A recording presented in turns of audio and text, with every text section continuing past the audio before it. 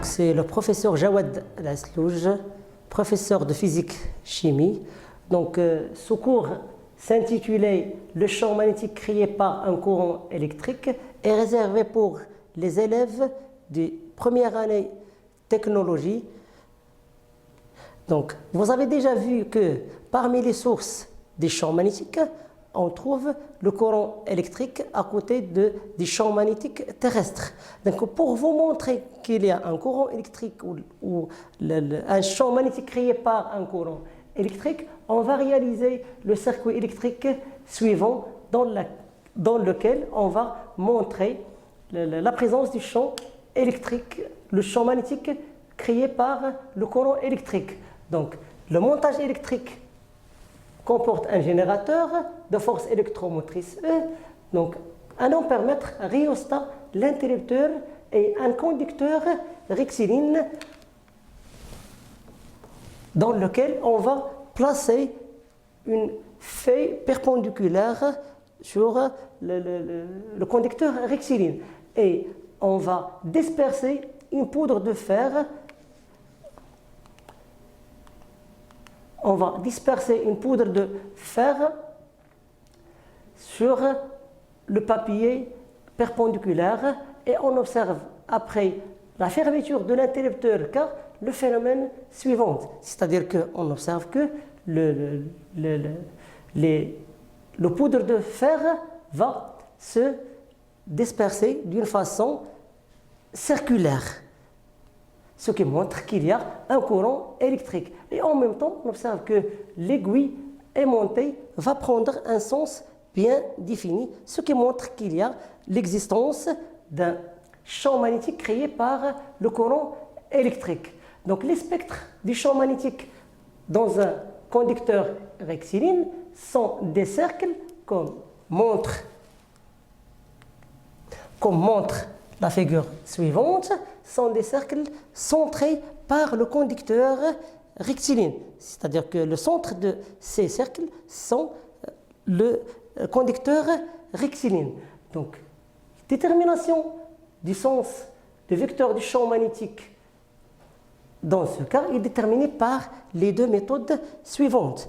Alors, avant et pour les aimants, on a déterminé le vecteur du champ magnétique à partir du sud-nord. Dans ce cas, on va déterminer le sens du champ magnétique à partir des deux expériences suivantes. À partir de bonhomme d'Ampère ou l'observateur d'Ampère ou par la main droite. Donc pour l'observateur d'Ampère, c'est un observateur virtuel placé au lieu ou dans le conducteur rectiligne, dans lequel le courant électrique traverse le bonhomme d'Ampère à partir du pied vers sa tête. Et il observe dans le point où on va déterminer le sens du point B ou du vecteur du champ magnétique B.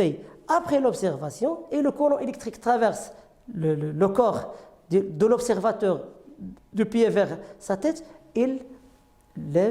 on lève la main gauche. Donc la main gauche, le sens de la main gauche indique le sens du vecteur P, comme indique la photo suivante. Deuxième méthode, c'est ce qu'on appelle la main droite. Donc, on fixe la main droite de telle façon que le courant électrique sort à partir des doigts. C'est-à-dire que le courant électrique sort à partir des doigts et la paume de la main est orientée vers le point dans lequel on va déterminer le sens des vecteurs P. Et après, on observe que la direction ou le sens de la pouce donc, indique le sens du vecteur B, comme indique l'image suivante. C'est-à-dire qu'on détermine le sens à partir de ces deux méthodes. Donc, après la détermination du sens des spectres, on détermine l'intensité du champ magnétique qui est déterminée par la relation suivante.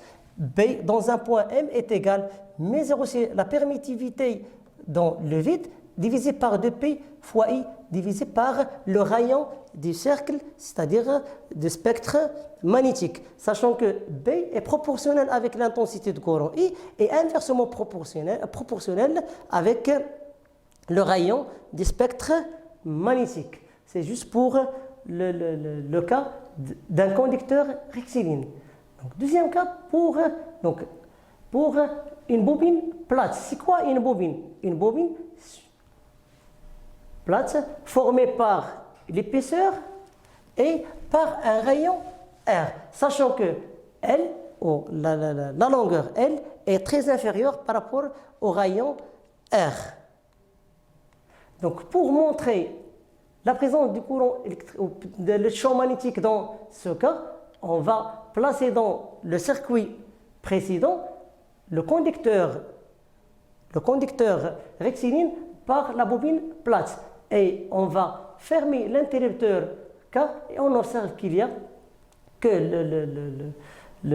la poudre dispersée a pris des formes bien déterminées. C'est ce qu'on appelle les spectres magnétiques. Donc les spectres magnétiques d'une bobine plate sont des lignes droites près du centre de la bobine et perpendiculaires à son plan et courbées lorsqu'on s'éloigne de son centre pour devenir ce qu'on appelle pseudo-circulaire et centré près des fils conducteurs.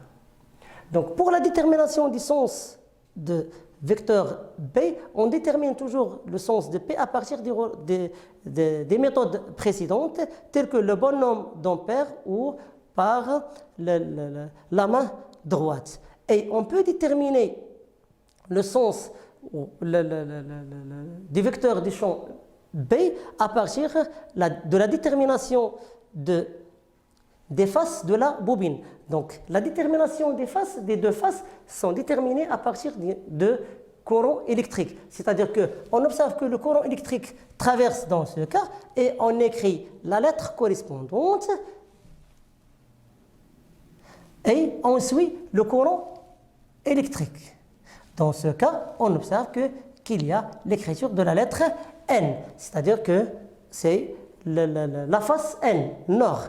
Par contre, deuxième cas, donc le courant électrique traverse la bobine dans ce sens, on écrit la lettre correspondante, on trouve S. Et à partir de la détermination de ces deux faces, sud-nord, on peut déterminer le sens de B comme la bobine se forme d'un aimant caractérisé par sud-nord et le vecteur B, dans ce cas, va s'orienter de sud vers le nord.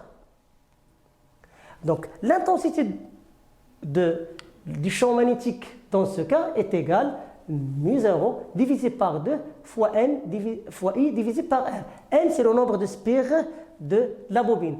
Et l'intensité du champ magnétique dans ce cas est toujours proportionnelle avec le nombre de spires, proportionnelle avec l'intensité du courant et inversement proportionnelle par rapport au rayon de la bobine plate.